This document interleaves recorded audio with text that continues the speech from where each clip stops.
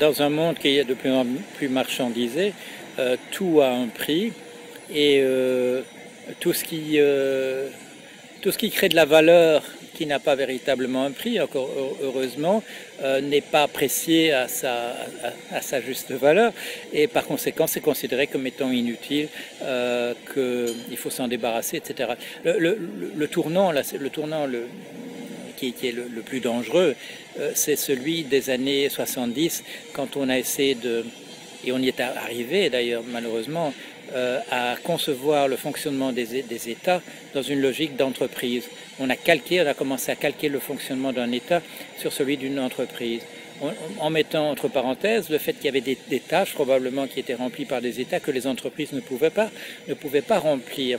On s'est mis à faire des calculs et on a, dans une logique de ranking, de calcul, de compétitivité, comme on appelle ça, etc., on a marchandisé le monde de la valeur. Et le monde de la valeur, c'est pas simplement l'art, c'est par exemple la vie quotidienne à l'intérieur d'une famille, etc., où on est en train de marchandiser cela aussi. On a introduit en fait une logique qui, à mon avis, est une logique mortifère, c'est une logique de concurrence.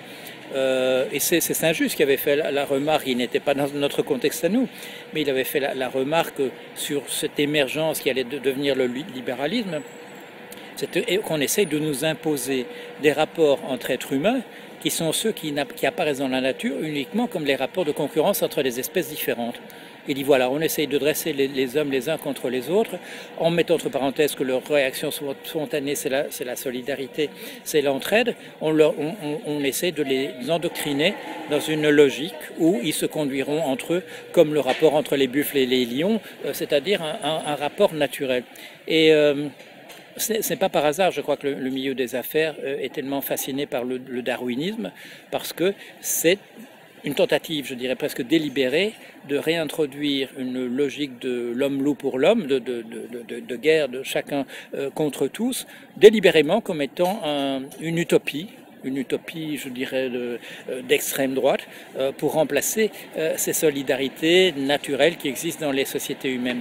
Il faut savoir que ces solidarités ne se font pas, je dirais, nécessairement dans un cadre entièrement pacifié. Les solidarités sont souvent imposées par les sociétés avec un système de répression derrière. Mais beaucoup de sociétés fonctionnent avec des principes de solidarité inscrits dans leurs règles même de fonctionnement. On essaie de nous présenter comme étant simplement une philosophie de l'entreprise, ce qui est en réalité un programme politique, et un programme politique extrême.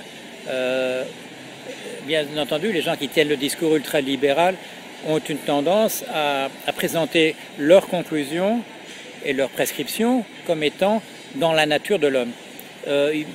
Et il y a tout ce discours qui consiste à dire c'est comme ça que nous sommes avec l'homme rationnel, l'homo economicus, etc., etc. Mais en fait, il faut bien voir qu'à l'échelle d'une analyse des représentations, des modèles idéologiques de nos sociétés, c'est une tentative bien particulière. C'est une tentative particulière dont on connaît les auteurs. Et leur projet, c'est un projet relativement simple, c'est de remplacer le système féodal qui était de créer des aristocraties fondées sur la possession de la terre, sur la propriété terrienne, de reconstituer un système de type féodal fondé sur l'argent.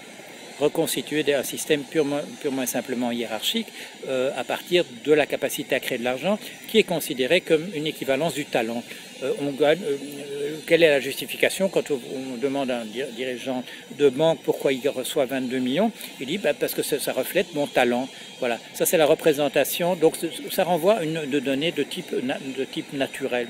De la même manière que dans ce même cadre, quand on vous dit quand vous dites lutte des classes, on vous dit mais non, il n'y a pas de lutte des classes, il y a simplement une division sociale du travail qui est un processus naturel, et ceux qui ne comprennent pas ce processus croient qu'il y a des classes et croient que ces classes sont en lutte. C'est-à-dire c'est tout un discours de naturalisation en disant ce n'est pas une idéologie que nous défendons, c'est la manière dont l'homme est par nature. Et la tradition, elle remonte jusqu'au même jusqu'au XVIIe siècle dans cette voie-là.